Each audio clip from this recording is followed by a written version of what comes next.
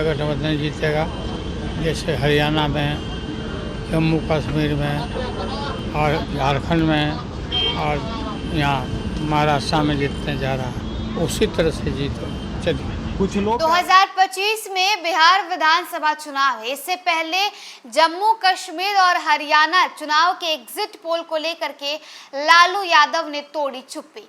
नमस्कार, आप देख रहे न्यूज फॉर नेशन और मैं स्वाति पांडे आपके साथ। दरअसल अभी बिहार विधानसभा चुनाव को तो एक साल का देरी है, एक साल का अभी वक्त है, लेकिन उससे पहले देश के 3 राज्यों में विधानसभा चुनाव जो हैं वो हुए हैं।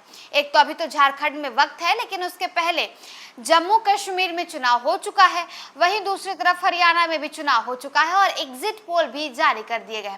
तो एग्जिट पोल को लेकर के लालू यादव ने प्रधानमंत्री नरेंद्र मोदी पर बड़ा हमला बोला है, वो भी पटना में नहीं बल्कि दिल्ली में जाकर के। आज राउज एवेन्यू कोर्ट में लालू यादव की पेशी है, जिसे लेकर के बीती रात ही लालू यादव जो है वो दिल्ली पहुंच चुके थे। दिल्ली पहुंचते ही सबसे पहले उन्होंने केंद्र की बीजेपी सरकार पर, एनडीए पर हमला बोला और ये कहा कि एग्जिट पोल यानी हरियाणा और जम्मू कश्मीर चुनाव की जो एग्जिट पोल आई है, इस एग्जिट पोल में ये साफ दर्शाता है कि एनडीए हारने वाली है और इंडिया अलायंस की जीत होने वाली है। इतना ही नहीं, उन्होंने खुद प्रधानमंत्री नरेंद्र मोदी को भी घेरा और ये कहा कि मोदी का पराजय निश्चित है। और जॉब केस में आज यानी 7 अक्टूबर को देश के राउज एवेन्यू कोर्ट में राजद सुप्रीमो लालू यादव, तेजस्वी यादव, तेज प्रताप यादव समेत 8 लोगों की पेशी है। बीते दिनों ही दिल्ली से रवाना होते हुए लालू यादव ने हरियाणा और जम्मू कश्मीर के एग्जिट पोल पर प्रतिक्रिया दी। उन्होंने कहा कि इंडिया अलायंस की भारी जीत होगी और नरेंद्र मोदी की पराजय होगी।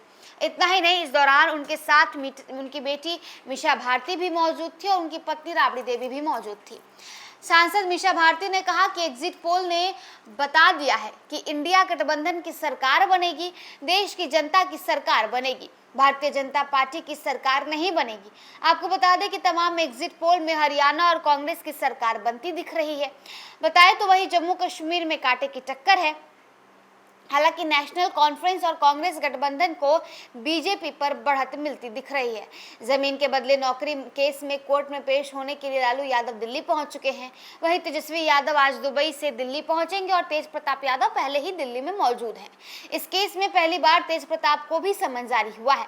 प्रवर्तन निदेशालय यानी ईडी की सप्लीमेंट्री चार्जशीट पर राउज एवेन्यू कोर्ट में 8 आरोपियों को कोर्ट में पेश होने का आदेश दिया गया है।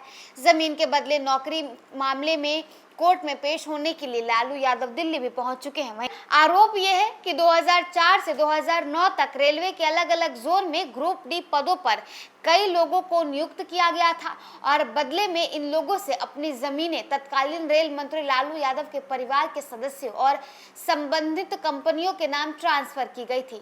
लालू यादव 2004 से 2009 तक रेल मंत्री भी रह चुके थे। दिल्ली की अदालत ने लालू यादव, राबड़ी देवी और उनकी बेटी मीसा भारती के खिलाफ 28 फरवरी 2023 को ही समन जारी किया था और उसके बाद आज यानी 7 अक्टूबर को सबसे बड़ा फैसला आने वाला है राउज एवेन्यू कोर्ट से लालू यादव के परिवार पर, जिसमें आज कोर्ट में पेश होने वाले हैं लालू यादव, तेजस्वी यादव और तेज प्रताप यादव और उनके समेत 8 आरोपियों को आज कोर्ट के सामने पेश होना होगा।